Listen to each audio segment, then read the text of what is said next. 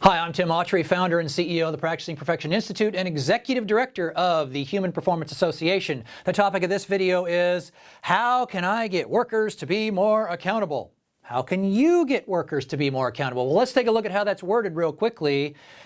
How can you get workers to be more accountable? It has absolutely nothing to do with holding people accountable. As a matter of fact, I will tell you, you cannot hold someone accountable. Accountability is internal. So how can we raise the level of that? That's ultimately the question.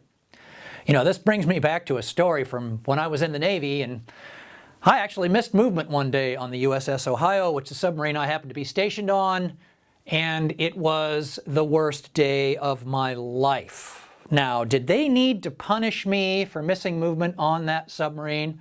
I'm happy to say they didn't. But did they need to? Absolutely not, because I had been, up to that point, highly accountable in everything that I had ever done. And quite honestly, internally, I punished myself more than anything they could have ever done to me. Still to this day, I remember that as one of the worst days of my entire life. Now, let's take a look at the whole concept of accountability. Here's the definition. An obligation or willingness to accept responsibility or account for one's actions. Notice, again, that's all internal.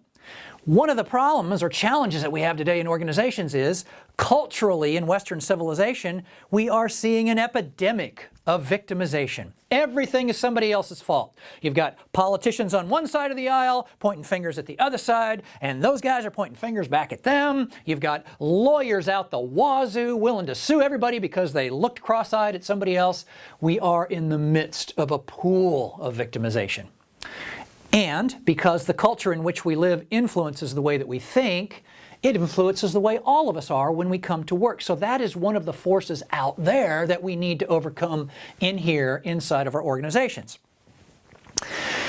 The reality is, the success of your organization or any organization springs from the willingness of your members to become proactively accountable. So let's talk about how we can get there. The very first thing you need to do if you want to increase levels of accountability in your organization is do it yourself. Take a good long look in the mirror and analyze, are there any areas where you are pointing fingers or laying blame or using the word they instead of the word we so that you can slough off some of your responsibility and accountability? Absolute first step. Second step is, if you really want to make this transition in your organization, draw a line in the sand and say, you know what, we recognize there's an epidemic of victimization out there, but not in here, not in our organization, not on our team. And by doing that and setting that context, what you do is you tap in to a fundamental trigger of influence known as us versus them. And when you do that right, you can leverage that very positively to get some really good, strong momentum going.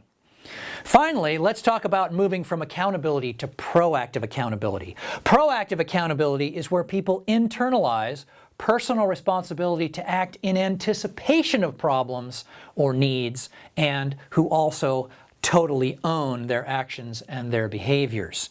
You know, that whole concept with me on the Ohio, I had been prior to that time a very accountable sailor. After that, after I experienced that, I became much more proactively accountable, not only on that submarine, but in everything that I've done since then. Get this right, and this is one of the most powerful things you can ever do to take your organization to its next level and keep it there. I'm Tim Autrey. Thanks for watching. If you found this information to be valuable and would like to receive free access to an entire library of videos answering the top questions people ask me about human performance and reducing human error, visit futureofperformanceimprovement.com.